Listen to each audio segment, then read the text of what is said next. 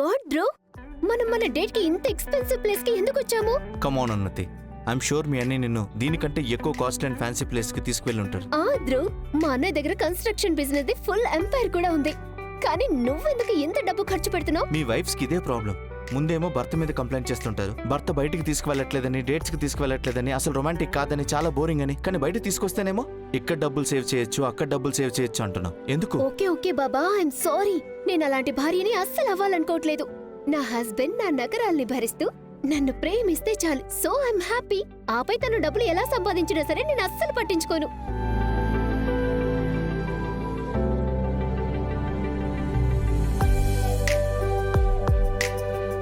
కానీ నిజంగా ధ్రువ్, ఇంట్లో సిచ్యువేషన్ ఉంది చూడు, బబ్లీ, చిన్న తయాస్మిత, వాటి తర్వాత కూడా నువ్వు నన్ను ఇలాంటి స్పెషల్ డేట్ కి తీసుకొచ్చావు.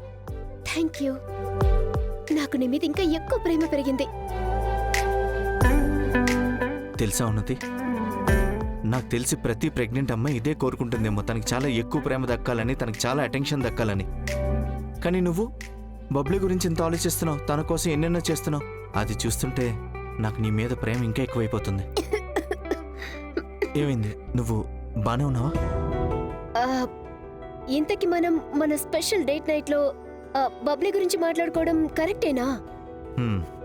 ఐ థింక్ కరెక్ట్ అయితే కాదు. అయితే నువ్వు ఒక పని చేయి, ఇక్కడికి వచ్చి కూర్చో. ప్లేస్ ఎక్కడుంది?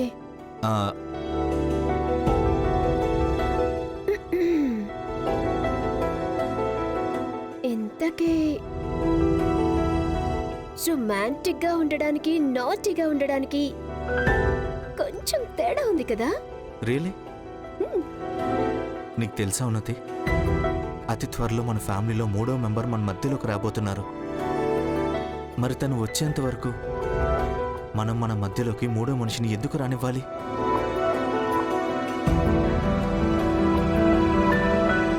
ఈ బబ్లీ ఇక్కడేం చేస్తుంది? అండ్ ఆ అబ్బాయి ఎవరు? అసలేం జరుగుతుంది? ముందేమో తన ఇంట్లో నుంచి మాయమైపోయింది, ఇప్పుడేమో ఇక్కడ ఎవరితోనో గొడవ పడుతుందేంటి?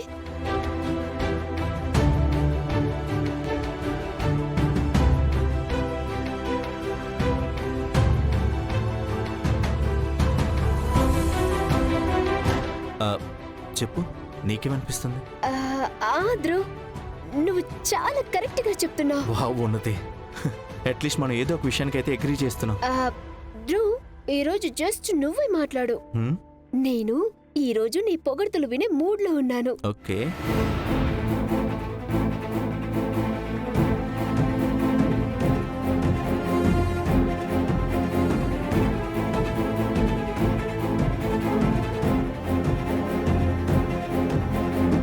మీరు మీరు మీరు మీరు మీరు నన్ను ఎందుకు అలా చూస్తున్నారు? నాకేం తెలియదు దీని గురించి. మీరు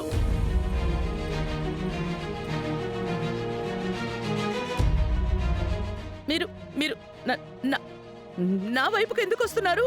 మీకు ఎవరు డబ్బులు ఇచ్చారు కదా, మిమ్మల్ని ఇవన్నీ చెప్పమని డబ్బులు ఇచ్చారు కదా, కదా నన్ను నన్ను ఎందుకు అలా గురాయించి చూస్తున్నారు? మీరు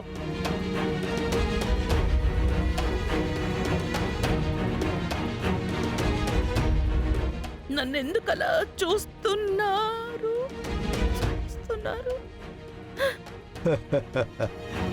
నువ్వు నాకు మాటిచ్చావు కదా నన్ను పెళ్లి చేసుకుంటానని. నాతో కలిసి పాటలు పాడతానన్నావు, నాతో డాన్స్ చేస్తానన్నావు.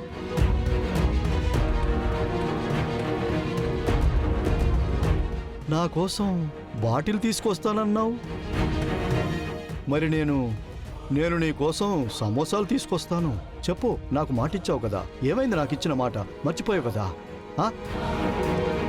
ఇంతకీ ఒక విషయం అయితే చెప్పాలి. నీ ముఖంలో మెరుపు, ఇంకా నీ బుగ్గల్లో ఎర్రదనం ఈ రోజుకి అలానే ఉంది. ఎన్నో ఏళ్ల క్రితం ఉన్నట్టుగానే ఉంది. వీరేంద్ర గారు, నేను ఒట్టేసి చెప్తున్నాను, ఇంతకు ముందు నేను ఎప్పుడు ఈ వ్యక్తిని చూడనే లేదు. రిలాక్స్, నాకు తెలుసులే.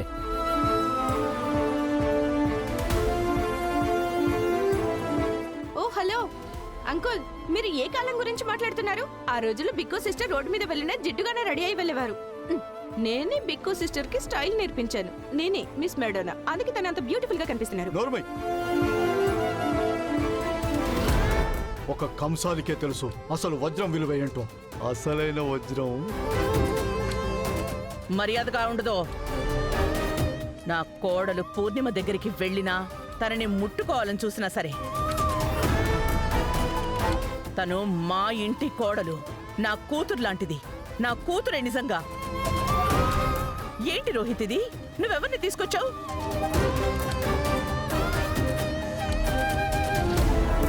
ఇతనికి అసలు ఏమీ గుర్తున్నట్టే లేదే. ఎక్కడి నుంచి తీసుకొచ్చావో మళ్ళీ అక్కడే దింపేసరా. అసలేంటి మీరు మాట్లాడేది? ఆగండి నాన్న.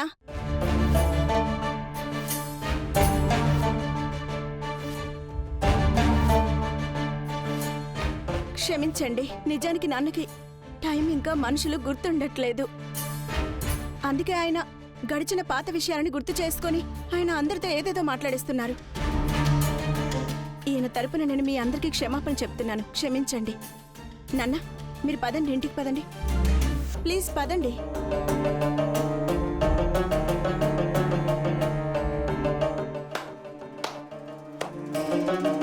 Slow claps for Rekha and Rohit.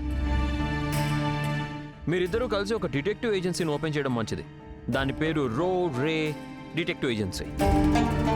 And దాని కింద రాయించండి, ఒకవేళ ఎవరైనా వాళ్ళ ఇన్వెస్టిగేషన్ పాడు చేయాలనుకుంటుంటే, లేదా మతిస్థిమితం లేని వాళ్ళని సాక్షులుగా కావాలనుకుంటే, ఎవరినైనా వేలెత్తి చూపించి వారి పేరుని భజన చేసి బద్నాం చేయాలనుకుంటే సంప్రదించండి అని మీ కాంటాక్ట్ నెంబర్ ఇవ్వండి. నువ్వు నేను చెప్పేది విను రేఖ. ఇక నువ్వు నీ జీవితంలో నువ్వు ఎవరి దగ్గరికి వెళ్తావో, ఎవరిని కలుస్తావో, ఎవరితో మాట్లాడతావో, మీ డాడీ హంతకుల్ని వెతకాలి అనే నీ కోరిక ఉంది చూసావా, దానితో కూడా నాకు ఎలాంటి సంబంధం లేదు.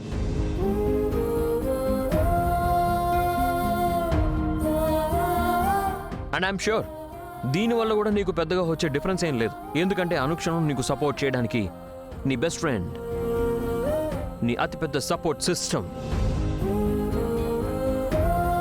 రోహిత్ ఉన్నాడు కదా నీతో పాటు.